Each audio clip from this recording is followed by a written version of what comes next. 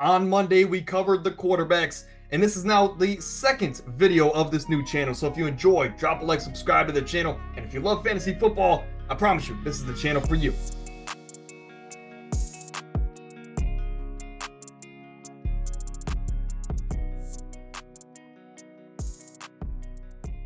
If you have any questions, comments, concerns, let me know down below and I will respond to you as quickly as I possibly can. Getting into the top 20 here, view these running backs that are on your screen in tiers of 5. That's how I like to do my rankings and set up my draft board. So on draft day, if 4 of these running backs are gone, I'm still comfortable taking the 5th one, of course, based on value. But some minor changes here in the bottom of my top 20 as Monty drops 1 spot. Ramondre jumps into the top 20 at my number 19 spot.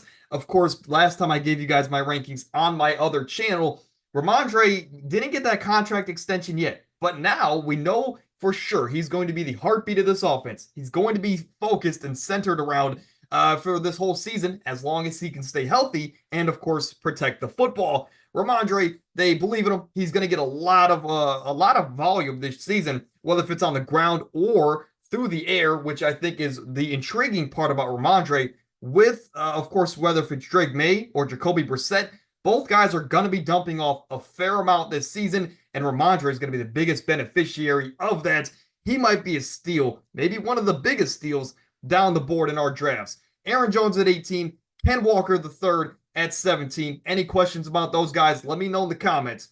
James Conner moves all the way up, and you guys had some questions about Kyler Murray on Monday. Look, this offense is going to be a run-focused offense. At the end of the day, the coach of the Arizona Cardinals comes under that Shanahan, Sean McVay tree, where it is a run-first, pass-later kind of a scheme. And we saw when Kyler Murray returned to the field last year, that didn't change the scheme. James Conner only got more work when Kyler returned to the field, and that only opened up the offense more when Kyler did return. But my point here is that even though this team addressed the offensive line this offseason, and yes, they did grab Trey Benson, who will have a tremendous career if he can keep his head on the right track. James Conner, I think this year, it's going to be his last elite year. And this is going to be a year where he can dominate in the air and the ground. We know Kyler's not the tallest guy, so of course he's going to dump off a fair amount to James Conner, like he has already in his career. That connection's great. James Conner is climbing up my boards for that exact reason. In the 7th or 8th round, he could be a running back too on championship level teams.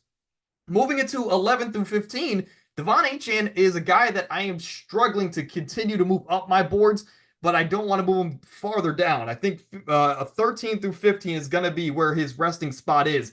And I understand I'm lower on him than the general media because I know how explosive he is. This is a guy that only needs 2 to 3 touches a game to give you 20 fantasy points. At least that's what it seems like in full PPR leagues. But Devon Achane, I think you're expecting him to go from a situation where last year he was in like a 70-30 split in favor of Mostert. And now you're expecting that script to flip, and he's going to be all of a sudden with his thinner frame getting the majority of the workload. And it worries me that we haven't seen him as a lead running back in an offense yet in his career. I understand he hasn't had the opportunity, but with his thinner frame, it does worry me if he can hold up for the entire season. But explosive playmaker, if you want to have him a lot higher, I understand. Rachaad White, PPR monster. I worry about the departure of Dave Canales. The only other change here is that James Cook moves up a spot and Pacheco moves down a spot. Those guys are going to flip-flop all off season. In fact, 11 through 13 is going to continue to flip and change this entire off season. All 3 guys in a similar tier, which, like I mentioned at the top, they're all in the same tier of running backs.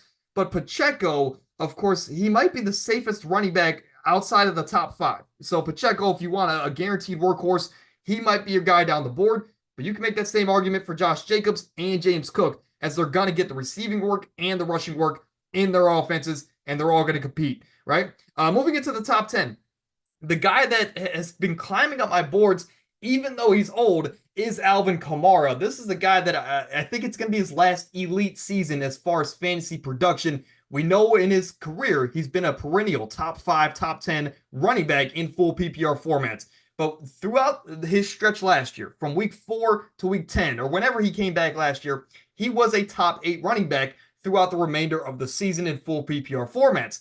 That's just what he does. No matter if Taysom Hill's the quarterback, whether if it's a backup, or if it's Derek Carr, of course, Alvin Kamara is going to get the receiving work. And for that reason, whether if you're in half or full PPR, he's such a reliable guy down the board in the 6th, 7th, 8th round. And you can't go wrong with him as your 3rd or 4th running back at that point in the draft. And for his value, I think that's the reason why I have him in my top 10. I don't want to forget about Alvin Kamara on draft day. 8 and 9, Travis Etienne and Derrick Henry. Derrick Henry, Gus Edwards. This is the argument I keep going to. Gus Edwards had over 1,000 yards and 10 plus touchdowns last year in that Ravens offense. Imagine what the King Henry can do. And honestly, I think with Keaton Mitchell being out for the first half of the season, we might see Derrick Henry getting some more receiving work this year in that Baltimore offense. The boxes are going to be stacked. Look for him to leak out some of these times and get some big plays through the air. I'm curious to see how much of that receiving work Derrick Henry gets. I'm still really high on him. I just think Etienne has a higher ceiling as he is the workhorse in that Jacksonville offense. Jahmyr Gibbs, Kyren Williams, very talented backs. Any questions, let me know in the comments. Saquon at 5, McCaffrey at 1, Breece Hall at 2, as Breece Hall, of course, was the reason that Jets offense even looked subpar last season because that offense was the worst in football, and Breece Hall still finished as the running back 2 last season in shorter amount of games than some of these other backs as well. Jonathan Taylor, Bijan Robinson are strictly at my 3 and 4. They're just both super talented, and I understand Jonathan Taylor moved down a spot, but these guys can be interchangeable for the remainder of the offseason. So let me know in the comments. That is my question for you guys. Rank the top 4 running backs in the comments below. How would you rank these guys in half PPR or full PPR formats? Because these guys are all interchangeable in my eyes. So let me know what you think down below. But as we take a quick look here throughout the rankings yet again, if you enjoyed, drop a like, subscribe to the channel. On Friday, we have the receivers, so on and so forth. And then I have some amazing content coming for you guys down the road. But again, here's 16 through 20, 11 through 15, 6 through 10, and 1 through 5. Let me know what you think in the comments. But until Friday, stay happy, stay healthy, get out.